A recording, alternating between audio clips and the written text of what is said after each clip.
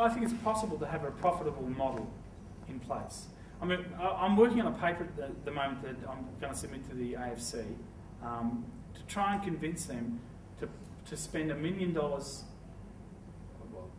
a year would be ideal, but to spend $1 million on producing 3 feature films at $300,000 each, and the other $100,000 in admin costs or some mental producer figure or something. But having very strict guidelines on the filmmakers, you know, giving them parameters and making. I'm talking about legitimate, non-guerrilla, like not breaking any laws, not ripping anybody off type feature production.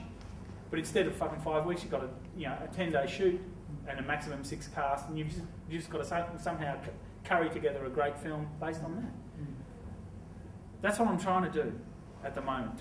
But see, people just don't believe you can actually do it. I think you can. I mean, I was at a dinner about 6 months ago for the Indie Vision, the AFC low budget, low budget stream, where this American producer that they'd flown out here, business class to talk.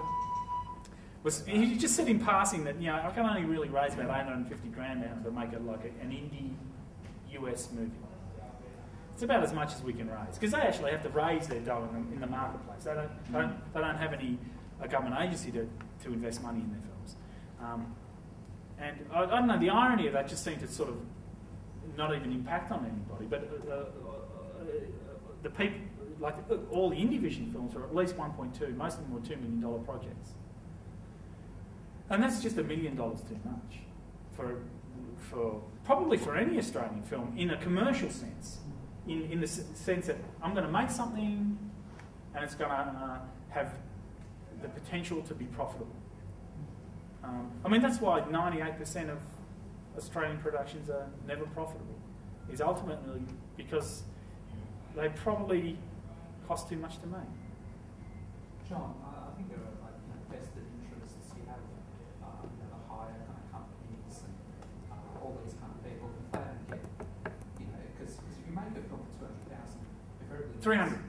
Well, it means you're not going to go to those places. You're going to just kind of get equipment cheaply. Oh yeah, I mean that's what I'm talking about, Bill. I mean, like last century, 5 years ago, whatever, is not like it is now. I mean, there's a guy with a camera here. Here. That camera, $10,000. Okay. Yep. It's a DVC Pro HD, so Panasonic, beautiful camera.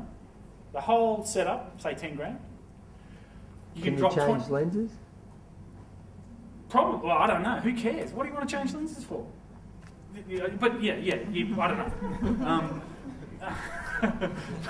I know what you mean. Yeah. And okay, that's $10,000. Another 20. Say, spend $20,000 on a high-end Macintosh Final Cut Pro, HD, online, beautiful edit suite. But you can also do the sound post on. I mean, that's it. That's your whole path. You can shoot. You're not allowed to buy the equipment. The hire companies would just scream murder. If there's vested interest, that's the problem. And No. See, Bill, you're wrong. That's how the situation is. No, but that's why the demand full budget. No. The only hope is for people like us to change the culture or whatever that exists. I mean, the hire companies can make whatever money they can, and this won't undermine the industry. I'm talking about.